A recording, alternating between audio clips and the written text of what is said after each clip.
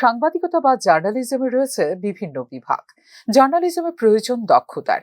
এক্ষেত্রে জ্ঞান প্রাপ্তদের নিয়ে নিয়মিত করতে হবে কর্মশালা। বুধবার ত্রিপুরা স্পোর্টস জার্নালিস্ট ক্লাবের উদ্যোগে বিশ্ব ক্রীড়া সাংবাদিক দিবসে আয়োজিত কর্মশালায় এমনটাই জানালেন মুখ্যমন্ত্রী ডাক্তার মানিক সাহা। আগরতলা প্রেস ক্লাবে আয়োজিত হয় এই কর্মশালা। মানে 33 বছর হয়ে গেছে এটা ত্রিপুরাতে হয়েছে। আমরা তো আগে জার্নালিস্ট বলতে একই জার্নালিস্ট বলতাম, ধরনের সব কাজ উনি করবেন, স্পোর্টসেরই হোক, ক্রাইমের বিষয়ে হোক। এখন ক্রাইম রিপোর্টারও হয়ে গেছে, জার্নালিজমের রিপোর্টারও আলাদা হয়েছে। বিভিন্ন জায়গায় আমরা দেখি বিভিন্ন স্তরে।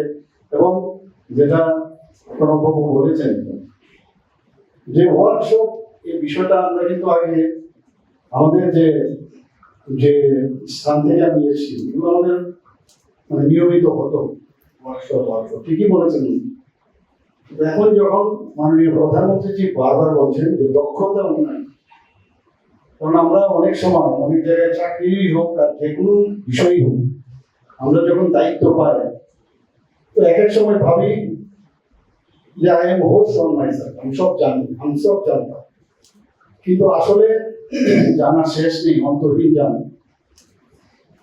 এখন সবকিছুরই একটা নিয়মাবলী আছে।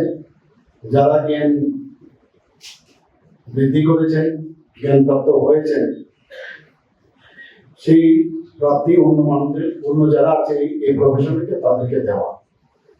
ক্রীড়া সাংবাদিকদের কাজ ততটা সহজ নয়, এটা একটা শিল্প, জানিয়েছেন মুখ্যমন্ত্রী। অনেকে খেলাধুলা করে, বিভিন্ন খেলা এখন সবাই জানে,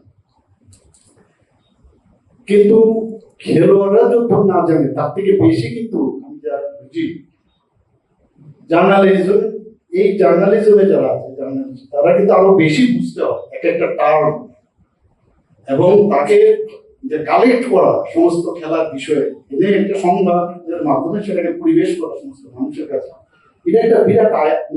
আমি বলবো এটা ইজি না। কিন্তু এখন আমি হার্ডেল দিচ্ছি, আমি জানি যে আমার লেফট পাটা এভাবে যাবে হার্ডেলের উপরে, রাইট পাটা আমার এটা হরিজন্টাল টু দ্য গ্রাউন্ড, এতটুকু জানি না।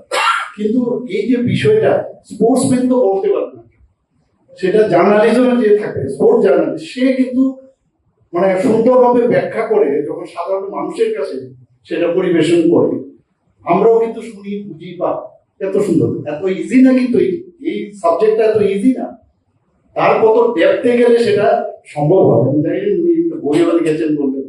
প্রতি বছর 2রা জুলাই দিনটিকে উদযাপন করা হয় বিশ্ব ক্রীড়া সাংবাদিক দিবস হিসেবে। Champion fair play reporting with integrity and ইম্প্যাক্টের মূল প্রতিপাদ্য নিয়ে এই দিনটি পালনের মধ্য দিয়ে উৎসাহিত করা হয় নীতিগত সাংবাদিকতাকে। ফিউরো রিপোর্ট, নিউজ নাও।